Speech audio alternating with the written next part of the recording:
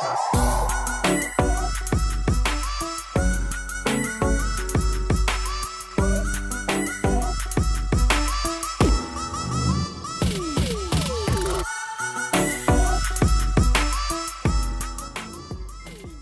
you guys ever wondered what makes photos look like this?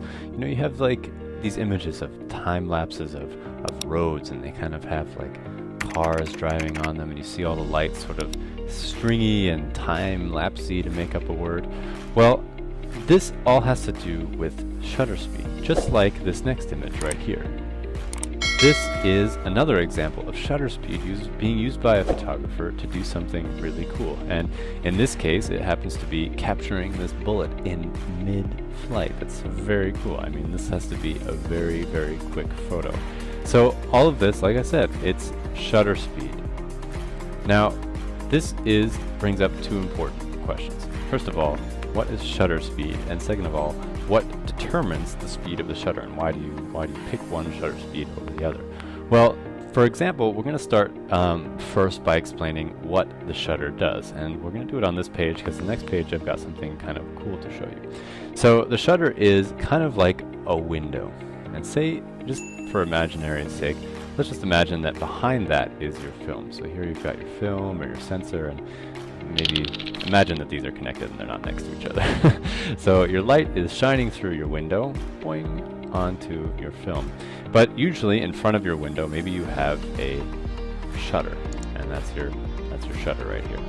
And imagine when you open that shutter, the light streams in, and then you close the shutter and the light stops streaming.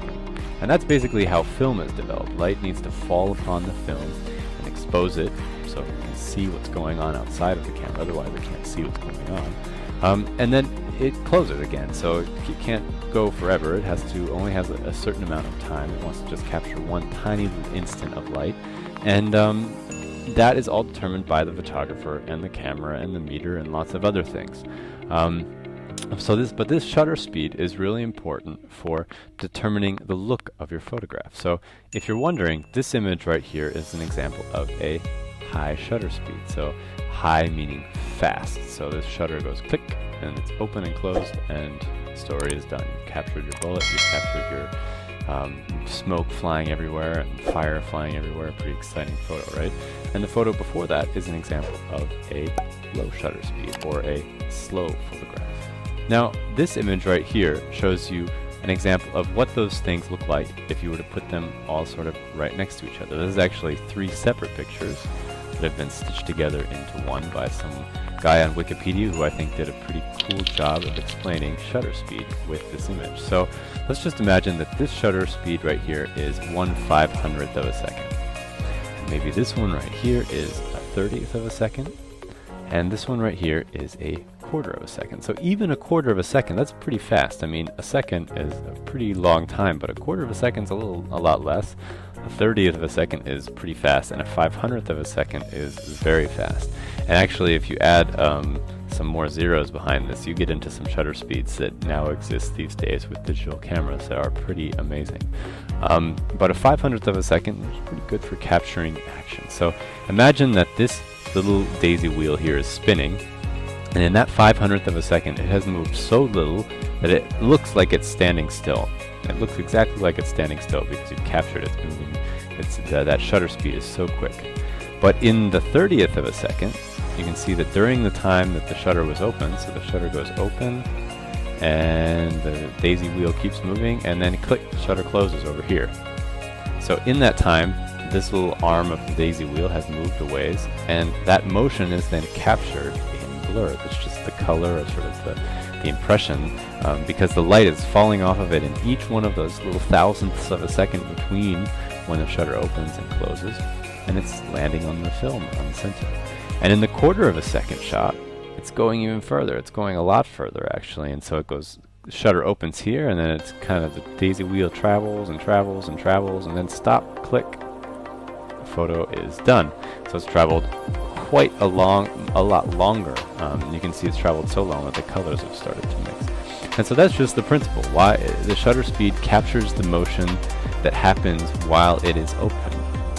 And that can that generally comes in the form of some sort of blurred motion. It can come in other forms too, but in general it's in sort of some sort of movement of the object. Now, old shutter speeds, back in the day, shutter speeds were determined by springs. There used to be all these springs inside of cameras, and kind of like ding ding ding, you pulled the spring so tight and it would make the shutter go so fast, and you pulled it a little tighter and it would go faster.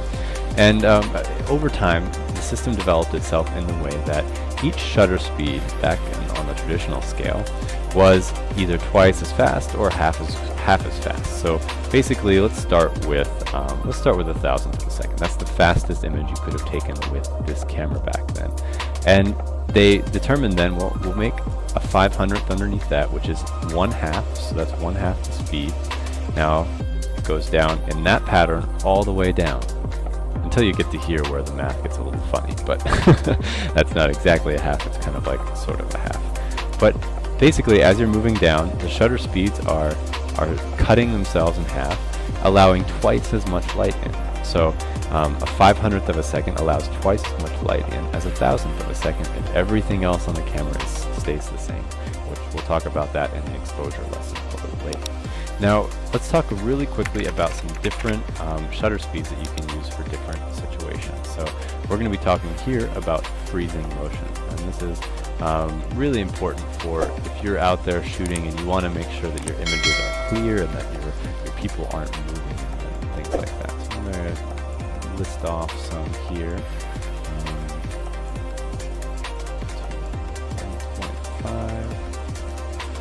1.5, 1/250th, 1/500th, and 1,000th.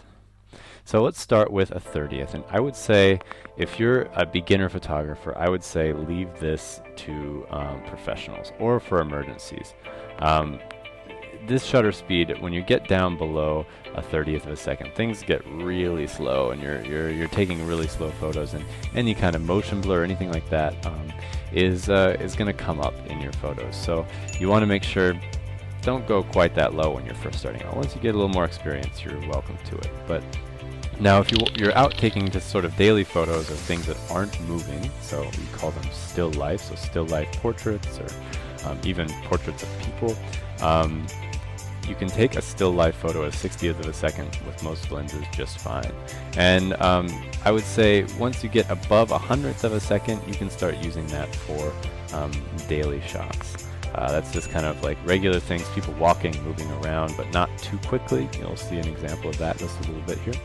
A great all-around speed is 250th of a second. So for most daily situations, if you can, and you want to freeze your motion, you don't want to make some artistic sort of blurry photos, 250th is a great place to start trying out all-around photography. A 500th is sort of for motion shots, and so fast motion shots, sort of people doing athletics and things like that that don't require too much moving. And then you've got 1,000th of a second for fast motion shots. So you've got someone maybe running by you on a track or something like that really quickly, or maybe you're trying to capture a race car perfectly still without any motion.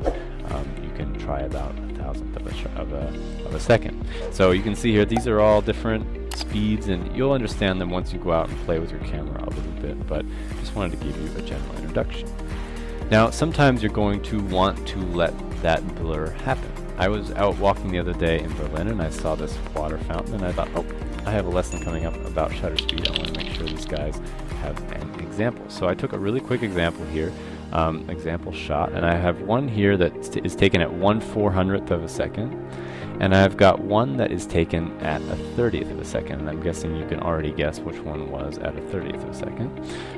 And you can see that in that 400th of a second, this water droplet here did not move very far. It's pretty much captured it perfectly still. And in this one, the water droplets were moving really quickly, and you can see that I'm catching each one of them. I mean, they're moving at the same speed, but I'm capturing them more slowly.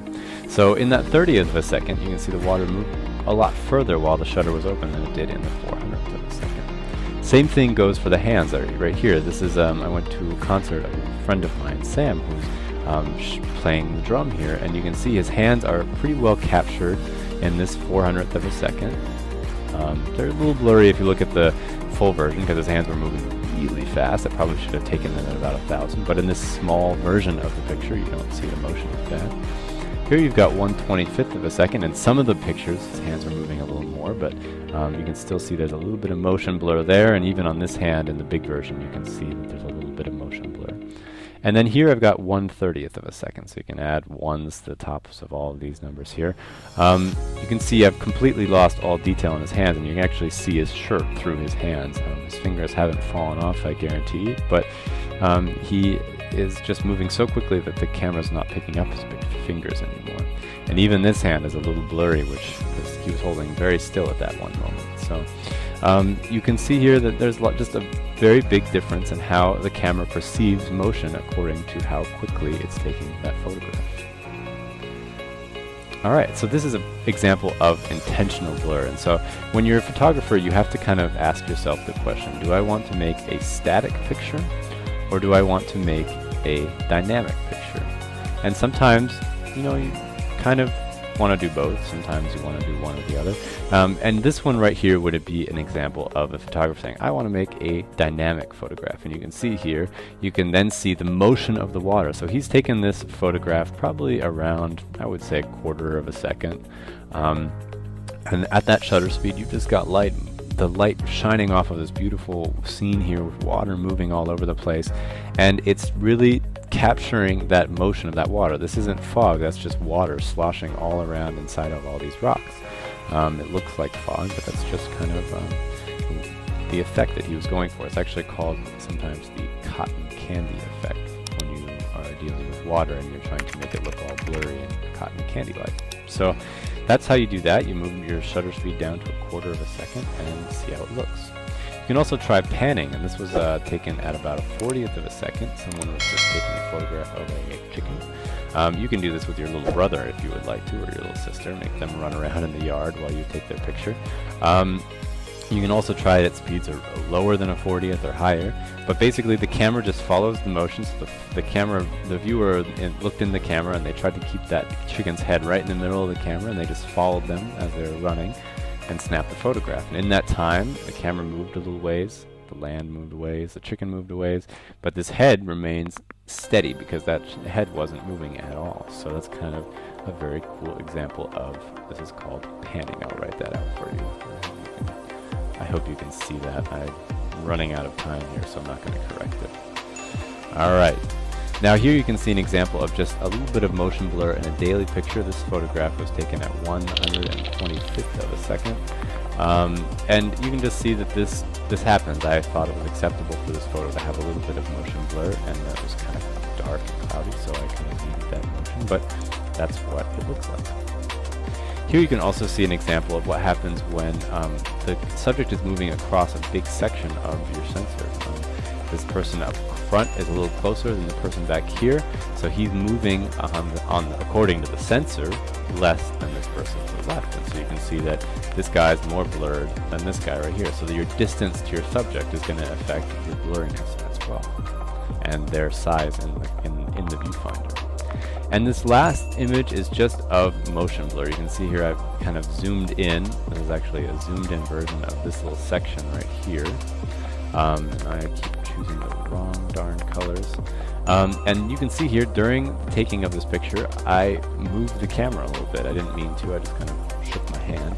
And you can see that then the image, this end image in the back, is totally blurry. And if you zoom in closely, you can see why. It's because the camera moved a little bit. So that's the danger of having a low shutter speed. That's why I advise, messing around with less than 1/30th of a second only when you kind of know what you're doing. Otherwise, you'll get a lot of blurred images. This image was taken at about 1/10th of a second. Alright, so that is your lesson about shutter speed. I want you guys to go out there and mess around with all of them, try everything out, and when you're ready, come back to allversity.com.